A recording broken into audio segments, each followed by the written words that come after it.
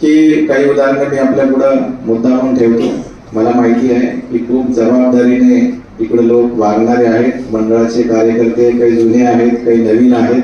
ते आपापल्या जबाबदारी ओळखतील आणि निश्चितपणे या शहराचा लौकिक हा चांगला राखण्यासाठी प्रयत्नरत राहतील।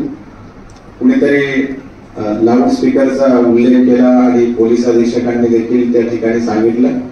आमची भूमिका त्याच्यामध्ये स्पष्ट आहे की काही ठराविक मर्यादेपर्यंत लाऊडस्पीकरचा वापर, मर्यादेपर्यंत म्हणजे आवाजाची मर्यादा तिथपर्यंत करायला आपण हरकत नाही। सर्वसाधारणपणे 2 लोअर आणि 2 अप्पर जे आता सिस्टीम वाले आहेत त्यांना त्या गोष्टी समजतील, मंडळाच्या कार्यकर्त्यांना देखील त्या गोष्टी समजतील।